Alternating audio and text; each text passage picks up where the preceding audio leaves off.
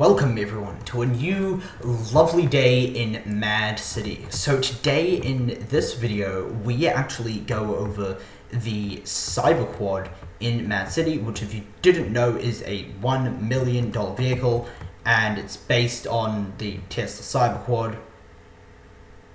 Yeah, and so before we get into it, make sure to smash that subscribe button and leave a like on the video, as it really does help the channel out. And at 5,000 subscribers, I'm going to be doing a 5,000 Robux giveaway. And at 10,000, I'm going to be doing a... Wait. I meant at 10,000, I'm actually going to be opening...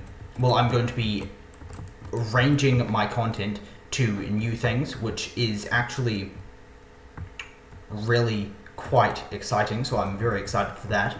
And also on my Discord server, we are currently holding a 2,000 Robux giveaway, so make sure to join that.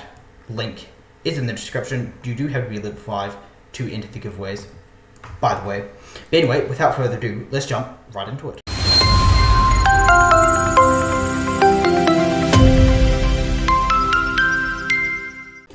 Alrighty, so today we are going to be looking at the Cyber Quad, as you probably saw on the intro and the title. But either way, so the Cyber Quad is a $1 million vehicle, and so first we'll actually be going over where it spawns. So it spawns over here,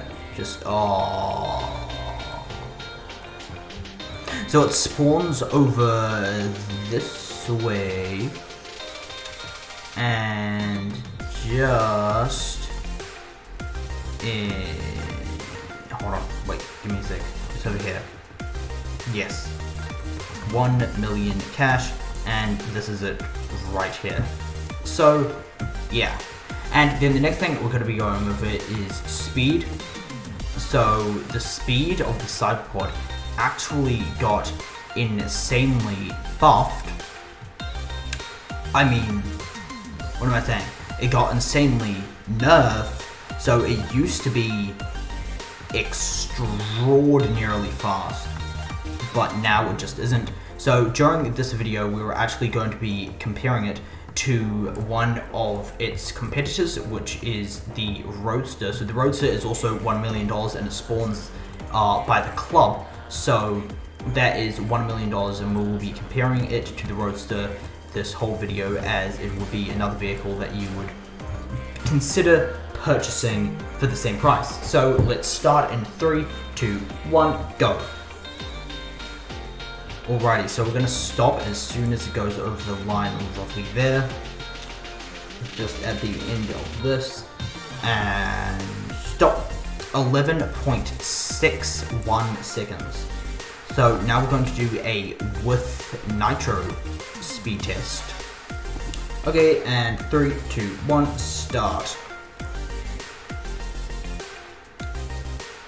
And 3 and stop. 7.94, so 11.61 and 7.94.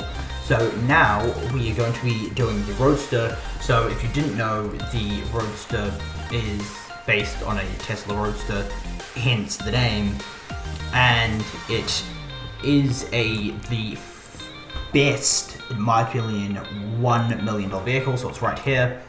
This is what it looks like. It's pretty cool, 2-seater, and yeah, it's very, very, very good buy. Okay, in 3, 2, 1, oopsies, hold on. 3, 2, 1, start. So then we will stop it at the same place as the Cyber Quad and see if it beats it. So keep in mind it has to beat 11.61 and stop. So it actually got exactly 11.61, which that's really interesting. Huh. Okay, so now we're going to do it with nitro. So I can't actually remember what the Cyber Quad got. It was 7 point something. So we're going to do 3, 2, 1, start. And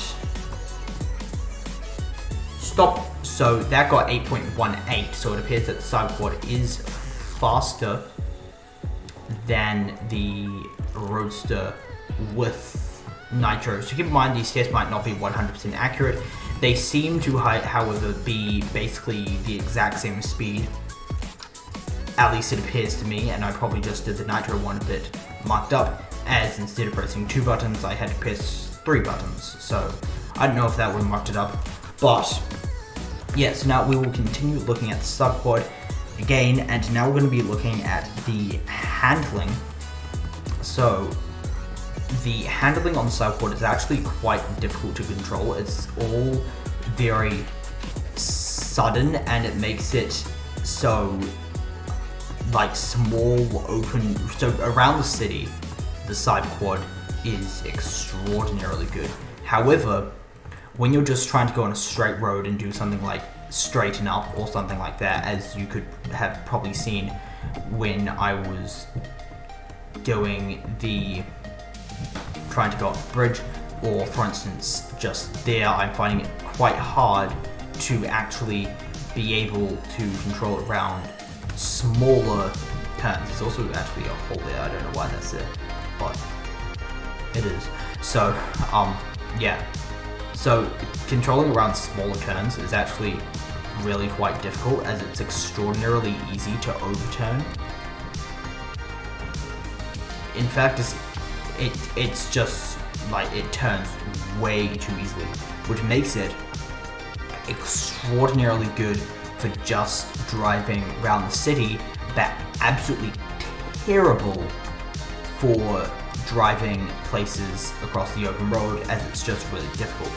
So now we're going to actually look at the Roadster's handling, as again, this is going to be the main competitor of the subquad. So the Roadster actually, as it's a car, and cars tend to spin out around smaller corners. So around smaller corners you will have to let go of the accelerator so you don't spin out, which does in result make it slower in going around the city.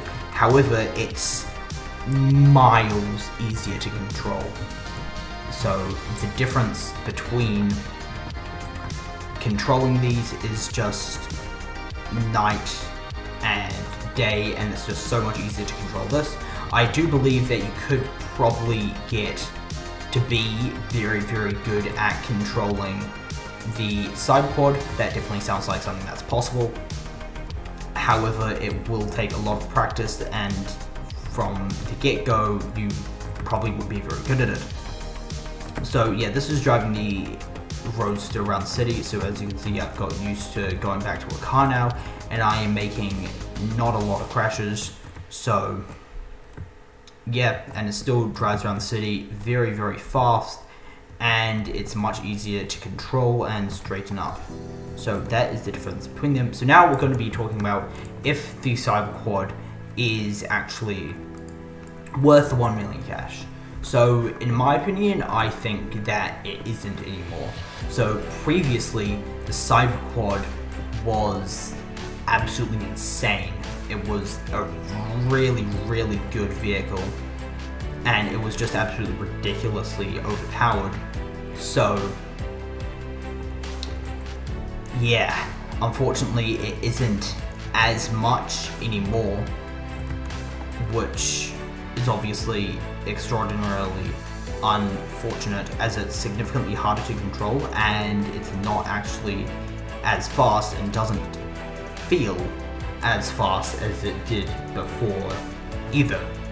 So it is still basically a worse version of the light bike, which is what it was before. However, the light bike also is much worse. So personally, I think that you should get the Roadster, as not only is it significantly easier to handle, like it's night and day difference, it also actually has 2 seats, so you can bring your friend around. And yeah, so there's not really much else to say about the Roadster. It is the subquad. It is a good vehicle. However, I recommend getting the Roadster instead, unless you have that. Then, in fact, if you have the Roadster, then I don't think you should even consider getting the subquad, and probably consider saving up for something like the Halo or another vehicle like that.